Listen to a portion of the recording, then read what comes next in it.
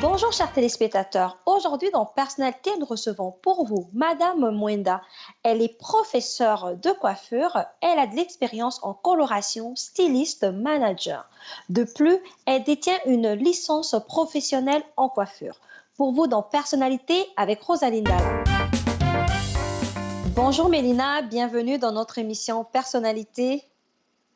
Merci de m'avoir accueilli. Bonjour à tout le monde. C'est un plaisir de m'avoir invité en tout cas. Ben oui, merci beaucoup d'avoir accepté notre invitation. Mélina, ça fait plusieurs années que vous évoluez en tant que professionnelle en coiffure. Ouais. Parlez-nous de vous en tant que femme d'affaires, entrepreneur. Ah, écoutez, ça fait, comme vous avez dit, ça fait longtemps, ça fait des années que je fais ça. Depuis, là, ça va faire bientôt 20 ans que je suis dans le monde de la coiffure. Euh, c'est quelque chose que j'ai toujours été passionnée depuis que je suis petite parce que ma mère était coiffeuse et puis de là, euh, j'ai toujours été dans les cheveux, j'ai grandi dans les cheveux et donc voilà quoi, en quelque sorte, c'est grâce à ma mère que je suis arrivée où ce que je suis arrivée aujourd'hui. Mais est-ce que c'est difficile faire la coiffure, surtout dans une grande ville comme Toronto? Est-ce que c'est facile pour vous même d'avoir des clients et puis le garder longtemps avec vous? Je dirais oui et non, parce que ça dépend de l'endroit où on est. Quand je dis l'endroit, si on est au centre-ville, si on est en dehors de la ville, mais dès que tu as ta clientèle, tu as ta clientèle, dans le sens qu'une clientèle, ça se gagne. C'est à toi de travailler dur, c'est à toi de garder ta clientèle. Dès que tu as ta clientèle, ils sont très fidèles, donc. Ils sont vraiment fidèles. J'ai jamais eu de problème avec mes clientes qui partent ou quoi que ce soit, à moins que, bon, ils doivent déménager, des trucs comme ça. Mais sinon, les clients ici sont très fidèles. Mhm. Mais là, on voit l'évolution. On va parler des produits pour les cheveux. On va parler Mhm. même des salons de coiffure qui grossissent, même certains qui disparaissent comme ça. Euh, Ouais. a- Après tant d'années comme ça en tant que professionnel, quelle est votre vision d'avenir, s'il faut que je le dise comme ça, dans la coiffure? Euh, Ce sont des projets que je voudrais pas vraiment en parler, mais bon, là, vous avez posé la question. Vu que ça fait des années que je travaille pour quelqu'un, j'aimerais bien travailler pour moi-même. Donc ça, c'est un de mes projets. Bon, avec la pandémie qui est arrivée et tout ça, bon, c'est pas facile. Mais dans le futur, c'est bien quelque chose que j'aimerais bien avoir pour moi-même et travailler à mon propre compte. Ben là, tu sais, on parlait de la clientèle. On sait que les femmes, mais vous coiffez aussi les hommes, c'est quand même un Oui. monde des capricieux. Si on sait qu'une personne qui va arriver un jour et qui n'est pas content du service, facilement, il peut claquer la porte. Comment est-ce que vous arrivez à conserver votre clientèle? C'est l'écoute. L'écoute, c'est un grand, grand, grand conseil que je donne toujours à tout le monde en tant que coiffeur. Tu dois écouter ton client. La plupart des gens, ils vont, t'as ton client qui arrive, qui te parle, je veux ci, je veux ça, mais il y a certains coiffeurs, parce qu'ils ne se sentent pas confidents de le faire, ils vont te convaincre à faire quelque chose d'autre. C'est parce qu'ils ne veulent pas le Hmm. faire, au fait. Yeah, ils ne veulent pas le faire. Et où, comme je dis, ils ne sont pas assez confidents de le faire, alors ils vont te convaincre à faire quelque chose d'autre. J'ai toujours dit, ce qui est vraiment important dans la coiffure, c'est vraiment écouter la demande du client. La demande du client. Si tu donnes ce que le client demande, c'est ce qui va, tu gagnes un client très facilement comme ça. Mhm. Mais entre-temps, on sait que vous êtes quand même des bons conseillers, des bons conseillères. Tu sais, là, Mhm, si on va aller dans le point de vue où ben, moi j'arrive et que je trouve que cette coiffure-là, ça fait longtemps que j'ai envie de faire un changement, fait que vous apportez mhm. quand même des conseils aussi pour dire ben, ça fonctionne, ça fonctionne pas. Mais quand il arrive que ça fonctionne pas et que c'est votre conseil par rapport à une cliente ou un client, comment est-ce que vous arrivez comme comment je peux dire, à revenir en arrière parce que c'est déjà fait? Comment est-ce qu'on arrive à se corriger en tant que coiffeur? Ben, écoutez, c'est très simple. C'est vrai qu'il y a beaucoup de gens qui se sentent confortables avec une certaine coiffure pendant longtemps. Et puis après ça, Mhm, bon, la plupart des gens aussi, ils viennent quand ils reviennent chez toi, ils savent qu'en tant que coiffeur, on va me conseiller. Si aussi tu ne sais pas conseiller, il y a un problème aussi dans ce coin-là, dans mhm, ce sujet-là. Mais tu dois être capable de donner des conseils. Et c'est pour ça que quand j'étais à l'école il y a longtemps, euh, on nous parle de la forme du visage, la forme du front, etc. Le nez, la bouche, tout ça, ça a à voir avec la coiffure aussi. Donc, tu ne peux pas juste dire, oh, je vais te donner cette coiffure et c'est bon. Non, non, non. Ça doit aller aussi avec le visage de la personne. Euh, il y a tout ça qui vient avec. En fait, c'est comme un package. Ça vient ensemble et c'est là que tous les conseils viennent. En général, c'est ça. Mhm. Là, moi, j'avais une question parce que on va se le dire, avec la pandémie justement qui est arrivée, il y a eu Mhm. des salons de coiffure qui ont fermé. Puis vous, aujourd'hui, vous dites que moi, à l'avenir, j'aimerais ça, avoir mon propre salon. Est-ce que vous êtes prête justement à passer à travers des hauts et des bas et puis des imprévus aussi qu'on a vu avec la pandémie? Euh, honnêtement, dans le passé, j'aurais pu dire oui, mais c'est vrai qu'avec la pandémie, ça fait peur. Je ne peux pas le mentir. Parce que si tu n'as pas de source, tu n'as pas d'économie, c'est pour la plupart des gens, ça ferme. Hein. C'est impossible de survivre avec la pandémie qu'on a. Et honnêtement, c'est ça, je dis que ça m'a reculé au moins 2 ans, je me dis, parce que je dois attendre pour voir comment ça va se passer l'année prochaine. Regardez, l'année passée, on pensait que ça allait être fini cette année, mais ça continue.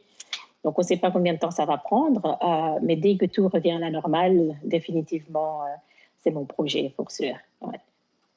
Mhm. Mais Mais tu sais, en c'était... général, Mhm. ouais. Ouais, je Mais vous en écoute. général, on est prêt. Je suis prête. Je suis prête parce que dans le sens que je sais que j'ai ma clientèle. Je sais que même si je pars d'une ville à une autre, on commence toujours à partir de zéro partout où on va. Donc, tu peux toujours commencer de zéro et aller vers l'avant. Et c'est encore, bon, ça c'est encore autre chose. Si je veux ouvrir quelque chose, je dois regarder aussi la ville où je veux aller, où est-ce que je veux ouvrir mon salon. Donc, ça dépend aussi de tout ça. Mais bon, j'ai déjà réfléchi à tout ça, j'ai déjà pensé beaucoup, mais bon, c'est juste la pandémie qui m'arrête. Ouais, c'était justement ce que j'allais dire, parce que là, on voit que la pandémie, ça fait beaucoup réfléchir. Puis, Ouais, on a quand même vu ce que vous faites un très bon travail. Aujourd'hui, merci. si on se projette comme ça pour dire, ben oui, la pandémie, puis là, ça me fait reculer. Ça fait plusieurs années que vous travaillez avec quelqu'un. Qu'est-ce que vous retenez Mhm. aujourd'hui de votre passage en tant qu'employé chez quelqu'un qui tient un salon de coiffure depuis plusieurs années? J'ai beaucoup appris. Ça, c'est vraiment beaucoup, beaucoup appris. Dans le sens, quand je dis que j'ai beaucoup appris, c'est que quand je suis arrivée de la Belgique, je suis arrivée ici au Canada, j'ai commencé avec eux en tant que coop. Donc, ça, c'est après du secondaire avec le coop. J'ai commencé avec cette compagnie-là. J'ai fini mes études. De là, j'ai commencé à travailler avec eux. Puis, bon, on a des niveaux, de niveau 1, niveau 2 et niveau 3. Donc, j'ai travaillé jusqu'au niveau 3. Quand je suis arrivée au niveau 3, euh, mon patron, en fait, c'est une grande compagnie. Hein. Il a 9 franchises et il y a aussi une école. J'ai été à la même école en 2004. J'ai été à cette école-là. J'ai fini mes études là et après ça, c'était en 2011. Oui, en 2011, il m'a proposé d'aller enseigner à l'école. Au début, je ne voulais pas. Je me dis, moi, enseigner, t'es fou. Je me disais, non, je ne suis pas capable. Mais après ça, quand je regardais, bon, il faut dire aussi que la partie théorie, c'était ça qui me faisait peur, mais la façon dont on donne les cours de coiffure, il y a une partie théorie et il y a une partie pour la pratique. C'est que fait que quand j'ai commencé au début, j'ai choisi la pratique parce que je ne me sentais pas capable de faire la théorie, mais au fur et à mesure, j'apprenais, j'ai regardé mes collègues comment ils faisaient et j'ai appris aussi. Bon, maintenant, je suis capable de faire les deux, mais au début, j'étais terrifiée pour la partie de la pratique. Mais j'ai beaucoup appris avec la compagnie. Je suis très reconnaissante, pour être honnête avec toi. J'ai beaucoup appris avec eux. Donc, on a fait plein de shows, on a fait de la télévision. On partait à Alberta, on partait en Europe, à Miami. On a fait plein de trucs avec mon boss parce qu'on travaillait avec L'Oréal. Après L'Oréal, ça n'a plus été. On a travaillé avec Revlon. Et on a toujours été quelque part. Donc, il y a toujours des trucs à faire avec les cheveux par-ci, par-là. Avec American Crew, c'est une compagnie pour les cheveux des hommes. Mais bon, on a eu beaucoup d'occasions. Je ne sais pas si vous connaissez Rogers aussi, c'est une compagnie de télévision ici, mais il y a aussi, il y avait un tournoi de tennis aussi, on a été là, on a fait tout ça. Donc, j'ai eu beaucoup d'occasions de faire beaucoup de shows avec eux. Alors, Milena, on va Ouais. revenir juste après la pause. On va continuer cette histoire-là, OK? justement. À notre cher public, on revient juste après la pause. Chers téléspectateurs, voilà, de retour avec notre invitée Mélina. Mélina, moi, je t'ai déjà emballée dans l'histoire et puis on n'a pas vu le temps passer. Là, vous avez eu l'occasion de voyager, puis moi, j'aime ça voyager. Puis, Ouais. on parle de l'expérience. Là, oui, vous avez de l'expérience en tant que coiffeuse professionnelle. Puis, avec le voyage que vous faites pour participer dans des concours, est-ce qu'il y a comme ce petit côté de stress qui vient vous habiter quand vous participez ou quand vous partez comme ça en voyage pour une compagnie quelconque? Au début, oui, parce que bon, on a toujours des stress dans tout ce qu'on fait au début, les premiers moments, parce qu'on a peur de personnes qu'on va avoir. Est-ce qu'ils vont aimer ce qu'on va leur faire, des trucs comme ça. Mais après ça, on se rend compte que ça devient facile parce que chaque émission ou chaque programme qu'on avait, ils avaient leur demande. Donc, il fallait juste suivre leur demande. Donc, ce qui veut dire qu'il y avait des coiffeurs et il y avait des maquilleurs. En tant que coiffeur, par exemple, pour un show, un fashion show, si c'était pour un fashion show, le styliste, il va te dire, je veux mes cheveux que ce soit comme ça, comme ça, comme ça. Et la plupart du temps, tout le monde était coiffé de la même façon. Et ça devenait facile parce que tu t'attendais à ce que tout le monde soit coiffé de la même façon. Et à la fin des fins, c'est plus le fun qu'autre chose. C'est pas stressant du tout. C'est plus le fun parce que on est là en tant que un groupe. On va jamais seul. On va toujours avec deux, trois collègues et on s'amuse. On prend ça vraiment comme le fun. On s'amuse plus qu'autre chose. Et puis, c'est intéressant parce qu'on parle avec les modèles. Ils sont intéressés. Ils posent plein de questions. Euh, non, c'est vraiment le fun. C'est vraiment le fun. Mhm. Alors, quand vous dites ça fait longtemps, c'est depuis 2004 que vous évoluez dans cette compagnie-là. Puis Oui. là, vous dites, mais moi, aujourd'hui, je suis prête à voler de mes propres ailes. Vous avez quand même reçu un prix, vous avez reçu un trophée dans votre compagnie. Parlez-nous un tout petit peu de ce moment-là.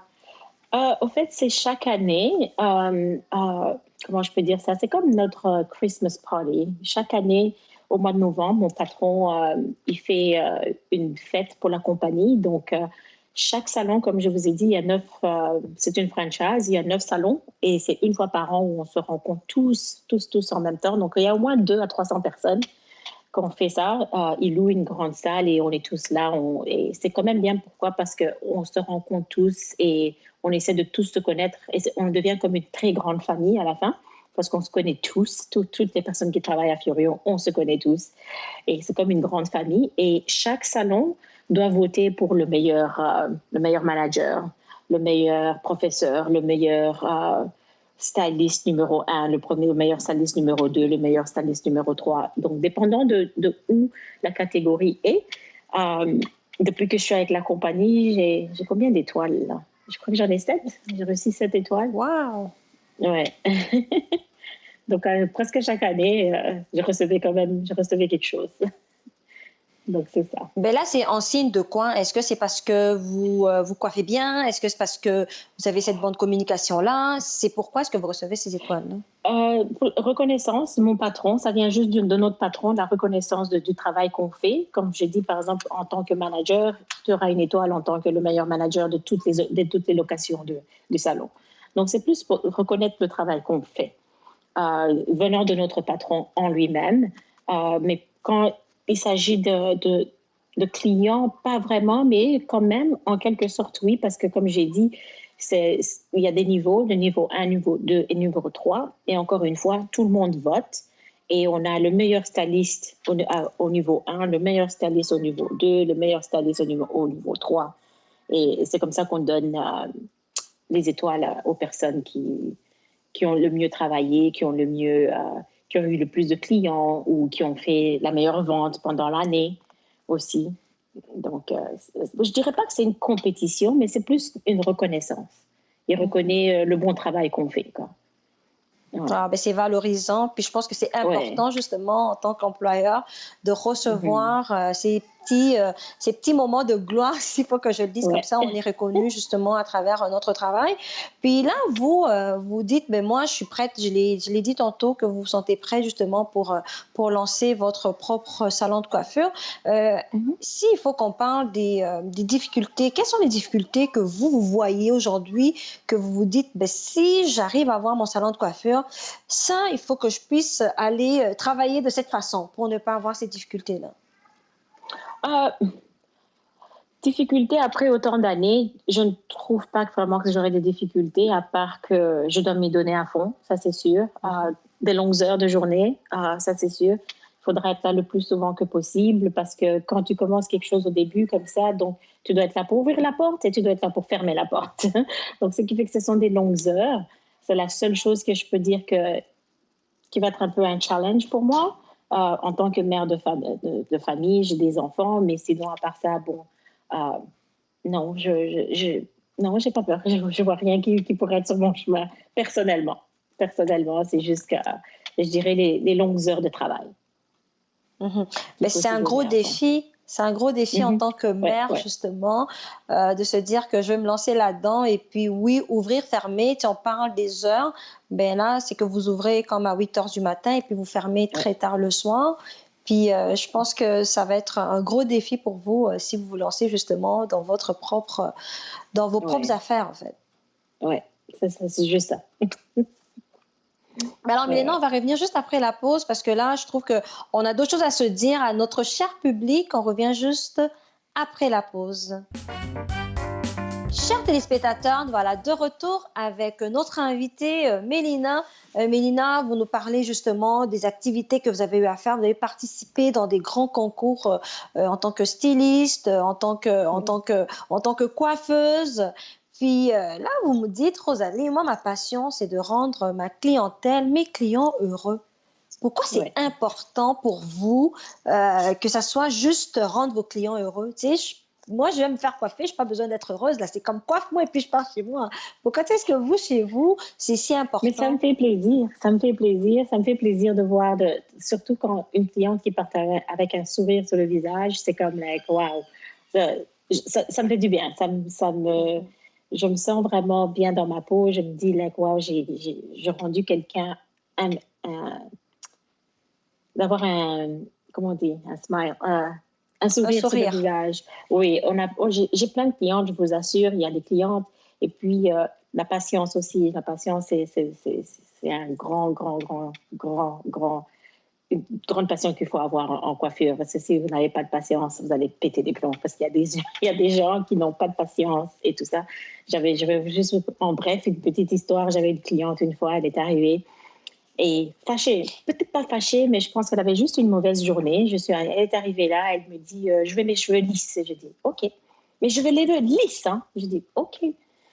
Et je voyais bien elle m'aimait pas. Je l'ai bien senti qu'elle ne m'a pas aimée. J'ai rien dit. J'ai arrêté de parler. Je juste disais oui à tout ce qu'elle me disait. Je disais oui, oui, oui, oui. Je l'ai amenée, je fais son shampoing, je lui ai fait un massage à la tête. Je l'ai ramenée dans le siège. Un petit sourire que j'ai vu. J'ai rien dit. J'ai fait son brushing, j'ai fait ça, j'ai lissé ses cheveux. Il fallait la voir à la fin, elle a commencé à pleurer. Je l'ai regardée, j'ai dit, mais pourquoi vous pleurez? Et puis elle me dit, tu m'as rendu.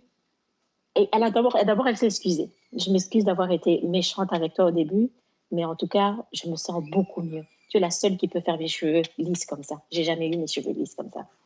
Et bien là, je l'ai juste regardé, j'ai juste donné mon sourire. Moi, ça m'a fait plaisir. C'est ça que je dis. Like, ça me fait plaisir de voir les gens qu'ils sont contents et ça me rend vraiment heureuse. Wow! Puis là, moi, j'ai envie de pleurer. Puis là, quand vous parlez, là, c'est comme, on va pas se le cacher, vous êtes à Toronto et puis c'est une grande ville. Puis là, c'est des personnes qui viennent vers vous. Et puis là, justement, c'est vrai qu'il y a des gens qui arrivent, qui ont eu de mauvaises journées, puis qui ont juste envie de passer à travers ça et puis relaxer un tout petit peu. Mais parfois aussi, vous faites face justement à ces personnes-là qui arrivent frustrées de leur journée difficile. Puis vous devez justement avoir cette patience-là et ce goût et puis l'amour pour le travail.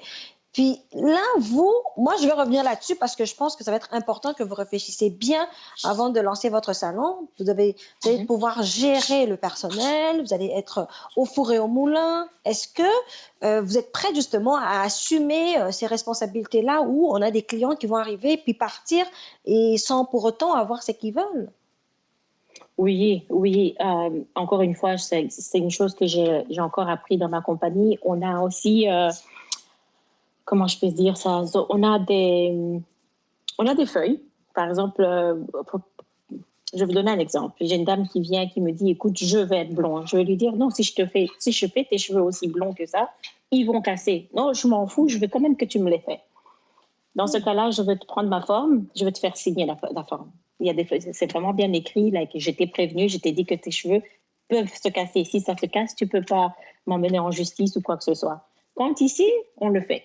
S'ils veulent pas ils veulent pas le signer, on ne fait pas le service. C'est si simple que ça. Parce qu'on a eu beaucoup de cas, des gens qui viennent, ils commencent à t'insulter, ils t'amènent à la cour, des trucs comme ça. Donc, on a appris avec tout ça. Maintenant, on les fait signer des papiers. On les fait signer des papiers. Waouh! Ah ouais, Waouh! Ah, ben ça, je ne savais tu dois te même, je protéger. savais même pas Oui, oui, oui, tu dois te protéger. Si. Wow. Ben, je pense que les gens qui vont écouter vont être surpris parce que moi, j'ai jamais entendu ça. On fait signer des papiers dans les salons de coiffure Mhm. généralement, on va aller avec un petit sondage pour dire comment est-ce que vous avez trouvé votre passage dans notre salon de coiffure et non pas avec des décharges comme ça pour se dire oui ou non, on est satisfait ou non.